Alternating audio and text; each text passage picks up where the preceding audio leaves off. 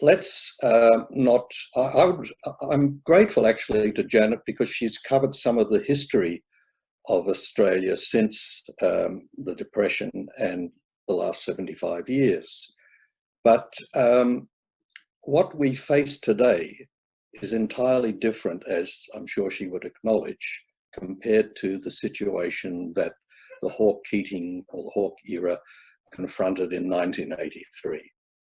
And what we face today, after, or in fact not after, but given the unfolding, the rapidly unfolding socioeconomic meltdown, plus the enormous rescue measures that have had to be put in place to deal with this catastrophic health problem, really throws not just a tiny spanner, but an absolutely major spanner in the works in terms of what kind of feasible Green New Deals or Green Accords, or call them what you will, are actually possible in Australia as also in many other countries.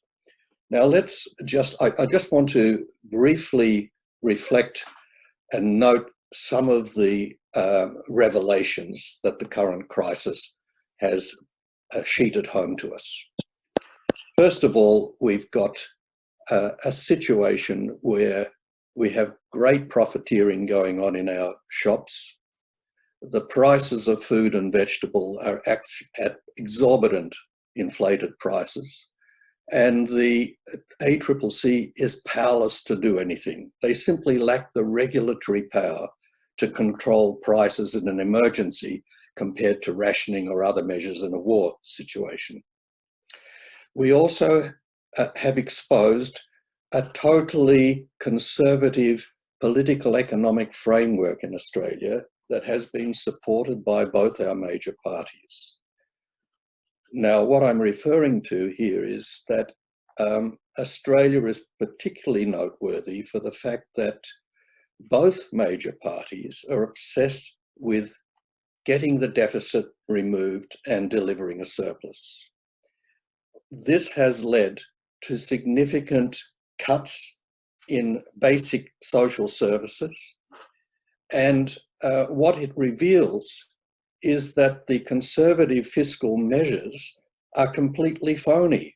Suddenly, and not just in Australia, but across Europe with austerity measures and everything, and in the US, trillions of dollars have suddenly been miraculously found out of nowhere, compared to what they were constantly telling us was the inability to fund any particular social programs, and Labor having to carefully budget and be, so to say, budget neutral in terms of what it could deliver and what it couldn't, and what kind of additional revenue it could raise. And the situation in the last election showed the limited vision of this strategy, even though it was much better than the Liberals. But both the parties really were constrained by their terribly conservative fiscal frameworks. And this has been blown out of the water. Now we face a possible deficit in the order of what some economists are estimating to be around 250 billion, just currently being added up. Now this is really going to constrain what kind of possible Green Accord or Green New Deal is possible in Australia in the coming decade. So we face not just the exposure of the phony balanced budget mentality in Australia, but we also face the real crisis of how to deliver a whole set of services and reconstruction that Janet itemized to some extent. So this is a real, not a kind of it's both a wish list and it is feasible, but it cannot be delivered if there is not major changes within our major parties. Now, in order to deliver these changes, we have to look at the historical record over several decades in Australia. When we compare the tax rate in Australia, that the highest tax rate under Menzies, Whitlam and Fraser. The highest rate was 65 cents in the dollar, which made them look like socialists compared to Rudd, Howard and company right through to ScoMo.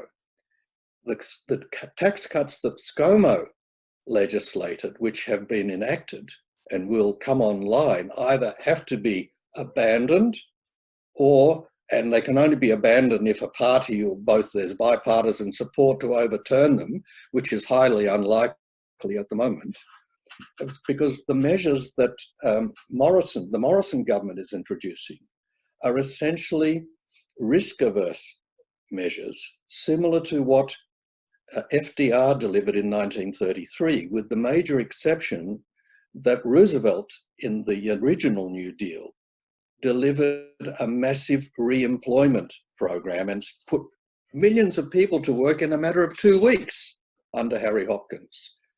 But he was a fiscal conservative and he opposed the establishment of a proper welfare state in America. Huey Long, the kingfisher of Louisiana, who was assassinated in 1935, was pressing Roosevelt to enact more progressive policies and tax the rich harder. I mean, Roosevelt during the war had a 97% tax rate on the wealthy in order to fund the war. Such tax rates would be unheard of today. But it was only the populist right that pushed, together with the regenerated union movement in America, that helped push Roosevelt to the left after 1937. And he started to be more pro-union and pro-worker and so forth. But he refused to implement universal health schemes, and he refused to implement, and he had, of course, had a racially segregated welfare policy that was catastrophic for Black people. So the question then becomes, what kind of New Deal is possible in Australia and the rest of the world that doesn't ape the restricted, constrained policies that we see both in Europe, the US, and other OECD countries? Now, the Green New Deal, and just one other point before I go into distinguish between some of these and what is possible in Australia. As most of you know, Australia has a tax collection rate, a revenue collection rate of approximately 27% of GDP, which is a full 7 to 8 percentage points below the average of other OECD countries of 34.4%. If Australia reached the 34.4 average rate compared to even, say, the Netherlands or France at closer to 50% of GDP, we would collect another approximately 120 billion annually for social welfare, for environmental work and so forth. But of course, that would require a political revolution to get another 2 or 3 percentage points, as the last election showed, let alone another 7 or 8 points. So we face these big elephants in the room that, in a sense, constrain the nature of the Green Accord or the Green New Deal. There are many Green New Deals, as I mentioned, and I'm sure most of you are familiar with some of them. Janet's already mentioned the Green New Deal in America, but in Europe there are several Green New Deals, and even the Liberal Party in South Korea is campaigning at the moment, it's the ruling government party, to introduce a Green New Deal. It'll be a fairly constrained Green New Deal, but nevertheless, it is in advance of what even the Labour Party is offering at the moment. In Europe, the debate over the Green New Deal is not about whether it's needed or not. It's a question of whether you adopt a kind of debt kind of mode of funding it, or whether you raise taxes or go into deficit funding. So the debates between people like Thomas Piketty, Yanis Varoufakis, who are leading different type of positions on what kind of Green New Deal is desirable, are entirely different to the debate in Australia, which is non-existent about the green. And I should qualify that. There is a partial debate about what kind of alternative program is possible in Australia. I stand for neither the Labor Party or the Australian Greens. So my position is one of independent analysis of both of them. Personally, as far as whether it's a socialist program or a centrist program, I recall seeing a film about 40 years ago made by German radical filmmaker Alexander Kluge called The Middle of the Road is a Dead End. So I'm certainly not a centrist. But on the other hand, one can have illusions that a Green Accord or a Green New Deal, as championed in Europe, is a socialist program. It has elements of that, but there are minimal and maximum Green New Deal programs. So what we really have to look at are what are the kind of the constituent elements of the Green New Deal or Green Accord. In Australia, I mean, for example, in America, one of the elements of AOC's Green New Deal proposal is to have paid holiday leave. Well, it just shows you what a parlous state American workers are in, that they're not entitled to even 2 weeks holiday pay, so many millions of workers. So in Australia, we start from a different basis, although a third of Australian workers now, and this is 20 to 30% depending on their casual or precarious wage conditions, are also not entitled to holiday pay because part of their casual leave loading is already built into their wages. So in effect, we are going up this type of dangerous American pathway unless we put a stop to it. We also don't have any type of guaranteed job structure. We don't even have Boris Johnson's 80% minimum guaranteed wage for people laid off. Instead of, we have a shocking set of conditions where people are left in a parlous state. So what we have to do is to think about how we get an alternative set of social and environmental proposals underway. Now, the only new Green Deal proposal at the moment in Australia, apart from Janet's submitted Green Accord, which I don't know what the Labor Party is dealing with it, what they're going to do with it. The only one in existence at the moment is that which is offered by the Australian Greens. And essentially what they propose is to simultaneously expand social provision and housing and welfare and education and health at the same time as curbing the fossil fuel industry. And they want to do this to really make a big push in the 10 years between now and 2030. They hope to raise approximately 116 billion in additional taxes and various closure of loopholes and avoidance measures and so forth, and close off, different subsidies for fossil fuel and a whole string of other measures.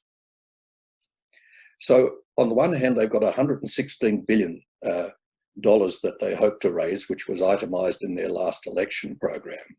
But they also face the extreme difficulty of how they are going to simultaneously raise this revenue while cutting the export earnings of the fossil fuel industry. And because Australia is such an unbalanced economy, perhaps one of the most unbalanced in the world in terms of approximately, as we all know, roughly 4.5% of our workforce is employed in the resources and agricultural sector. We've got 70 to 80% employed in services, and we've got a declining workforce in manufacturing and construction and a few other things, and public sector make up the balance of it. If two items of fossil fuel, that is coal and natural gas exports, account for over 85 billion of our export revenue at the moment, and you're going to phase these out over a period of 10 years, the question then becomes, can you do that while simultaneously sustaining your tax revenue measures? because they're bound to fall, even though natural gas is not tax-free virtually much at all in Australia, but certainly royalties and other things from coal and their exports.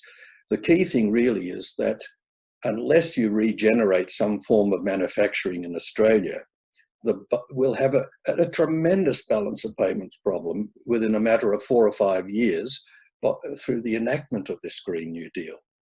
So the thing is, the hopeful additional tax revenues and the hope for cut to emissions doesn't balance with the hope for additional social expenditure, which is absolutely necessary.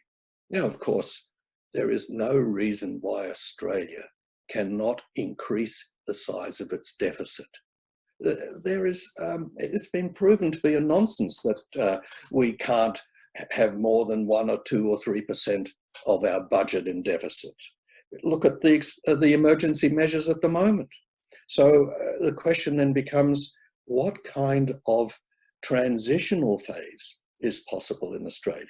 Now, if you can't get bipartisan support, and when I mentioned the fossil fuel revenue, that's absolutely essential at the moment to make sure that all the imports of processed manufactured goods that come into Australia are not going to drive us into a massive currency crisis, because if we can't pay for the goods and we don't manufacture them locally, then of course Australia is kaput. So we have to be able to work these problems out. There is no detailed plan at the moment, and I would be very interested to see what John Langmore and Janet are devising in terms of dealing with those measures. The other thing that immediately comes to mind in regard to the funding issue is that the Accord was essentially brought together business and Labor and the government in 1983. Who are going to be the parties today? Well, Janet itemised those parties, and I hope, for her sake and her program, that they're able to deliver an accord. But business at the moment has no interest whatsoever in an accord. And as soon as 1996 election was over, they quickly jettisoned the ACTU and proceeded to embark under Howard, as we know, in a savage attack on workers and their rights. So the union movement is extremely weakened. It would need a pro-Labor union movement government. And the other key thing is, no Labor Party government has ever won a majority in the Senate for the past 40 or more years. So unless there is some accord with the Greens or other parties, it's pie in the sky to believe that there will be a feasible accord, a green accord in Australia. So I would be interested during discussion to see whether any of these particular proposals about the political mechanisms to arrive at a green accord or a Green New Deal are on the cards, because otherwise one can have all the most fantastic schemes about how we will spend on this and that, but unless we can deal with our current structure of employment, and remember, Australia, and this is, I'm sorry I have to reiterate this, but so many people forget that we are not a national centralized society. We are a federation. And all our parties are based on state parties who have their own wheeling and dealing. It doesn't matter if it's Liberal, Labor, Greens, or whatever. And the ability to weld together a national coherent strategy depends on being able to put forward proposals that actually are agreeable to a resource-based state in West Australia and Queensland, as opposed to a service and manufacturing state as Victoria. Finally, I don't know how I'm going here, but I'd just like to conclude, because I won't be able to cover most things. brief comment about Janet's proposal about agriculture. I don't know whether a high-tech agriculture, which is environmentally compatible, is actually feasible, because politically that would involve destroying the cotton and rice industry in Australia. Milk and dairy products are already tremendously water hungry, as well as the almond plantations and so forth that are owned by Canadian pension funds. And if we don't address what is environmentally feasible in terms of agricultural production, then I think a lot of these export-driven agendas to replace coal will be pure fantasy, because we'll find that in the current climate scenario, we won't be able to deliver the crop yields that were possible, say, 20 or 30 years ago. And one very, very final comment that I'd like to make about the current crisis, and that is, it's absolutely central to a feasible accord that Janet or anybody else proposes, or the Greens propose, and that is our superannuation funds. I have been arguing for over 20 years that the largest capital formation in Australia has to be shifted around through legislation to change the way that members' funds are invested. What we see in a dramatic fashion is the way that members' retirement incomes have been drastically affected by the 50 to 70% investment in both Australian and global equities that has been the mantra of most fund managers for decades. And we can't have that type of casino mentality with our superannuation funds. We should, as a number of other countries have, a much higher percentage of investment in bonds. And the super funds are ideally placed to invest in green bonds, housing bonds, social infrastructure bonds. They'll pay a lower rate of return than many of the equities and the property markets, but they will not be as risk prone as the casino mentality that we've seen. Remember, members of super funds, even in a balanced fund, they warn you that over a 20-year period, there will always be approximately 4 to 5 negative returns.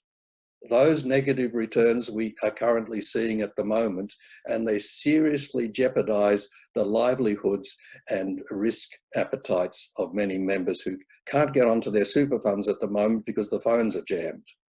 So I leave you with those thoughts about using super funds to develop a Green New Deal or a Green Accord.